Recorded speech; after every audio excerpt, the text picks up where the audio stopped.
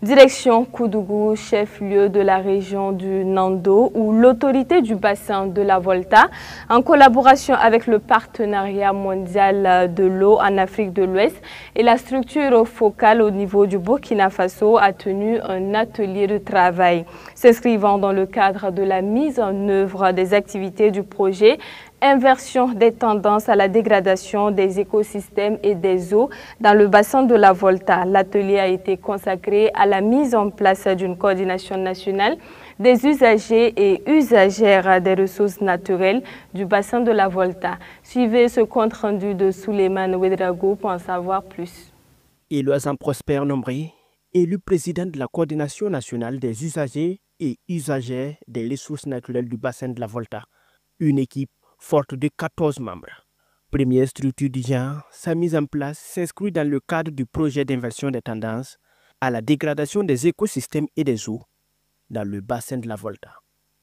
Un projet mis en œuvre par l'autorité du bassin de la Volta en collaboration avec le partenariat mondial de l'eau en Afrique de l'Ouest et la structure focale de l'ABV au niveau national. Conformément à l'article 121, cette équipe de coordination a pour mission de contribuer à la promotion d'une gouvernance intégrée en facilitant la prévention des conflits d'usage et la préservation des écosystèmes pour les générations futures. Nous sommes là, nous allons travailler, nous allons mettre tout en œuvre parce qu'il y a beaucoup de défis à relever pour préserver nos ressources naturelles et aussi pour travailler pour les générations futures. Donc nous allons travailler, mon équipe et moi, main dans la main comme une seule famille pour pouvoir relever tous ces défis. Il était temps que nous puissions réfléchir à la mise en place de cette coordination parce que quand on regarde actuellement les impacts et l'action humaine et les changements climatiques qui dégradent fortement nos ressources, le bassin avait vraiment besoin de cette coordination pour la permettre vraiment de mieux s'organiser et d'impliquer l'ensemble des acteurs pour sa bonne gestion et son suivi et surtout tout ce qui est action durable pour sa préservation. Conscient des enjeux liés à l'exposition du bassin à une pression agricole croissante, à la déforestation et aux effets du changement climatique, cet atelier matérialise un ferme engagement du Burkina Faso à s'inscrire dans une dynamique sous-régionale de réforme du secteur de l'eau.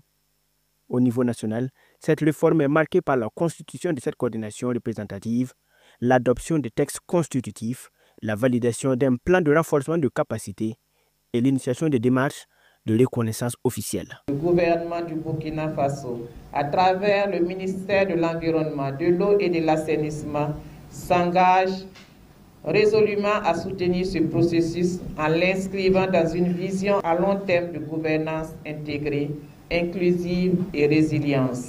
Cet engagement se traduira notamment par le soutien actif à la reconnaissance officielle des coordinations nationales, communales et régionales. Le bassin de la Volta a d'énormes potentiels en termes d'hydroélectricité, en termes d'approvisionnement en eau, en termes d'aquaculture, en termes de pêche, d'irrigation, etc.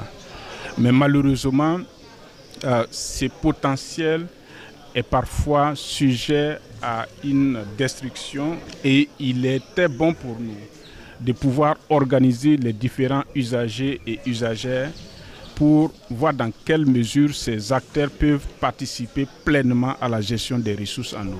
Avec une superficie de 400 000 km², le bassin de la Volta s'étend sur le Bénin, le Burkina Faso, la Côte d'Ivoire, le Ghana, le Mali et le Togo, abritant ainsi une population croissante estimée à 35 millions d'habitants en 2025.